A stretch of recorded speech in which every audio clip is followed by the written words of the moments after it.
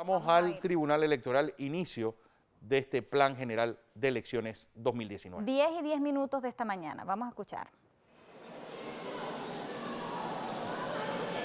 Está entrando el presidente el magistrado presidente, el presidente de la República, Juan Carlos Varela. Así es. Así que así están las cosas. Hoy ya se pone en marcha el periodo electoral y esperamos que se pone en marcha, pero no quiere decir que se pueda hacer campaña, porque así es nuestra ley electoral, la que fue aprobada. Lo único que espero es el calendario. Y qué mejor inicio de esta actividad que con la presentación de dos importantes audiovisuales. El primero corresponde al llamado del Tribunal Electoral para que todos los panameños se incorporen al novedoso campo de los medios digitales a través del Pacto Ético Digital. El otro recoge en pocos minutos la historia de la democracia. Veamos.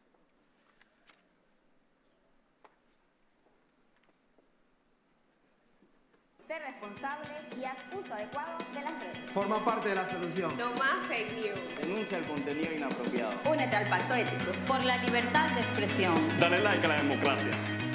El mantenimiento de las redes sociales y el uso de Internet como medio de comunicación, mediante el cual se puede llegar a miles de personas con extrema facilidad, ha propiciado que durante las campañas electorales su utilización haya ido en crecimiento de forma exponencial.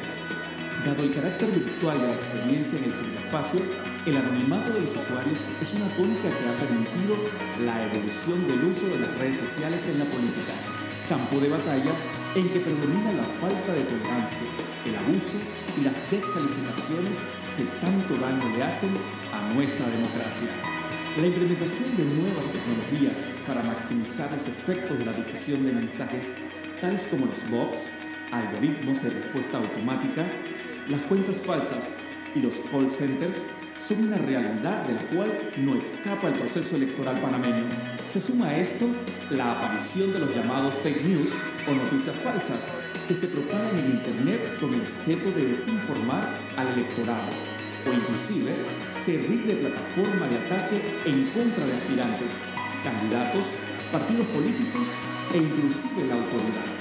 Una democracia sana es aquella en donde impera la tolerancia y las buenas prácticas de convivencia social. Esto incluye el uso responsable de Internet y las redes sociales.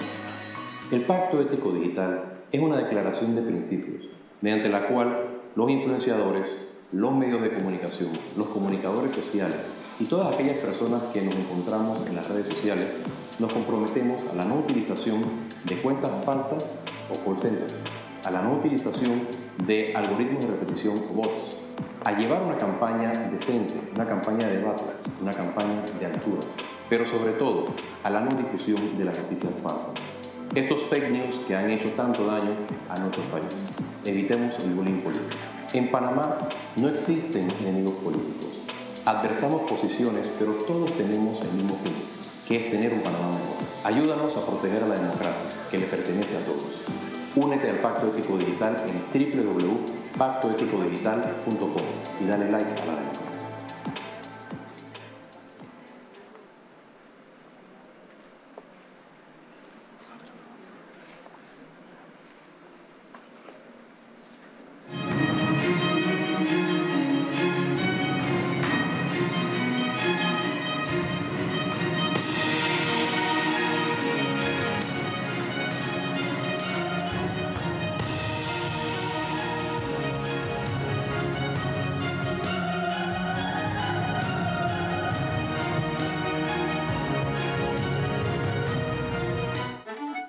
Όλοι οι άνθρωποι είμαστε ήδη στον νόμο.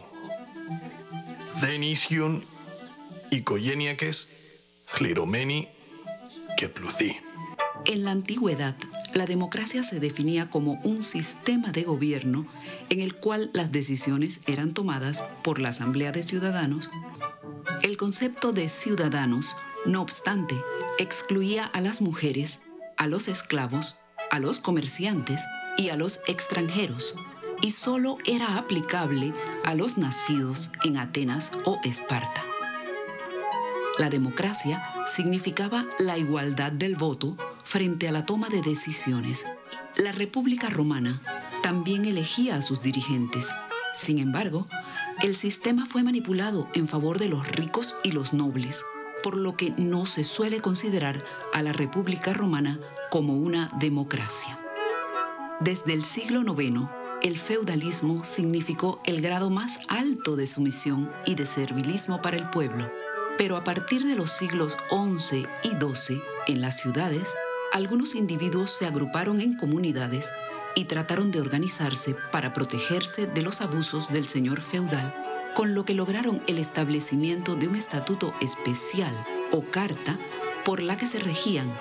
La famosa Carta Magna fue un conjunto de libertades que el rey Juan Sin Tierra reconoció a los nobles, así como otras instituciones independientes.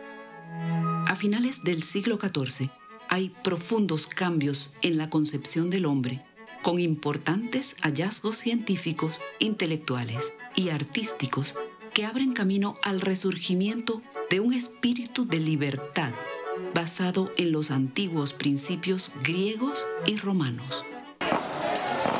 Sin embargo, el siglo XVI sufre un clima de inseguridad e inestabilidad que permite a los ricos volver a concentrar el poder.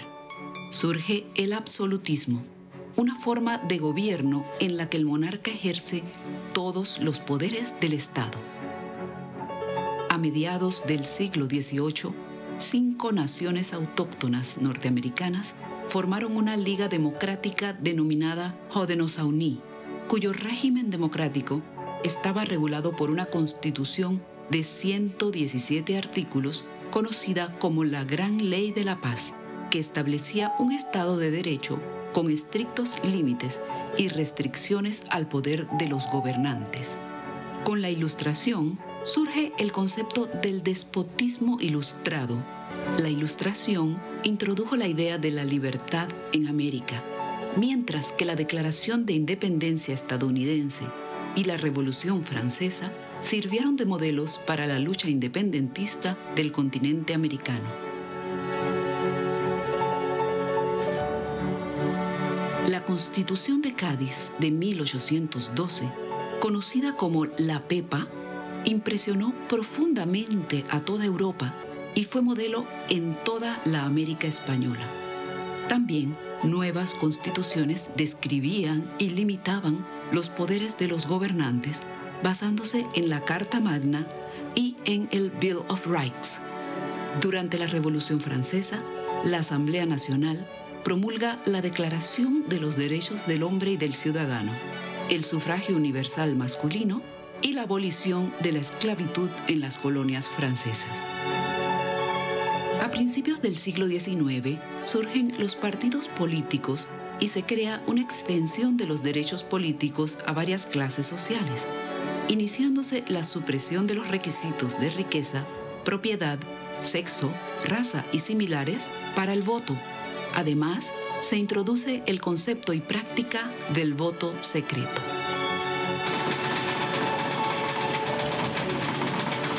La Revolución Industrial contribuyó a afirmar la idea de que la humanidad marchaba por un camino de progreso indefinido. Sin embargo, a partir de 1914, las sociedades capitalistas de Europa y América del Norte sufrieron crisis muy profundas con el estallido de la Primera Guerra Mundial. Durante el transcurso de la guerra se produjo otro acontecimiento que tuvo una gran influencia en el mundo: la Revolución Rusa de 1917. Durante la década de 1920 se fueron difundiendo en algunos países de Europa ideas que cuestionaron el liberalismo democrático y propiciaron la organización de regímenes autoritarios. Al finalizar la Primera Guerra Mundial, casi todas las pequeñas naciones de Europa Oriental habían implementado sistemas democráticos. Sin embargo, al inicio de la Segunda Guerra Mundial, estos sistemas fueron reemplazados por gobiernos autoritarios.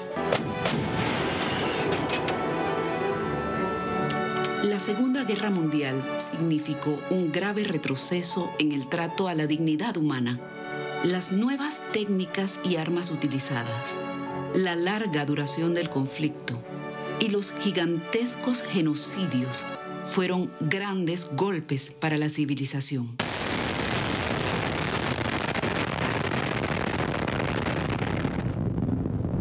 Finalmente, al término de la Segunda Guerra Mundial, en el occidente industrializado se produjo el triunfo de la democracia liberal.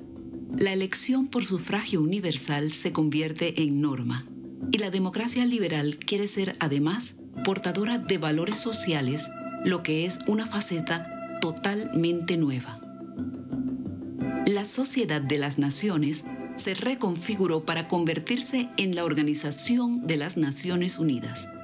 Uno de sus principales objetivos era arbitrar la política internacional para evitar que una catástrofe como la guerra volviera a azotar a la humanidad.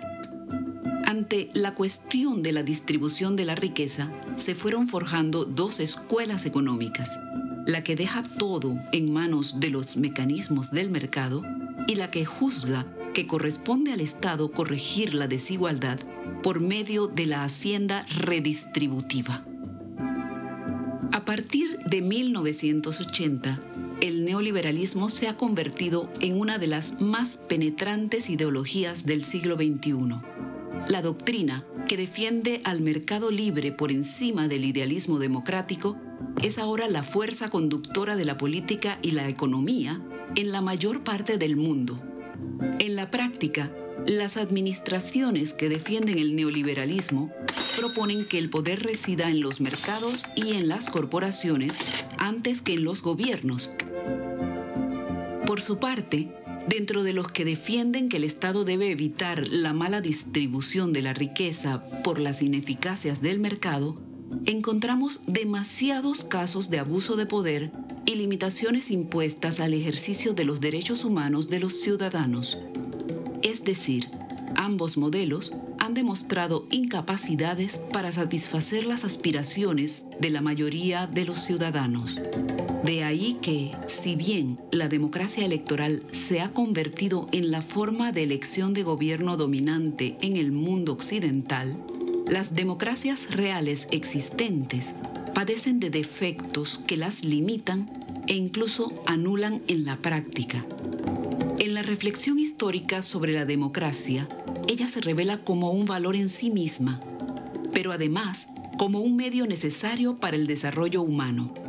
La gobernabilidad democrática es una herramienta central del desarrollo porque a través de la política y no solo de la economía, es posible generar condiciones más equitativas y aumentar las opciones de las personas.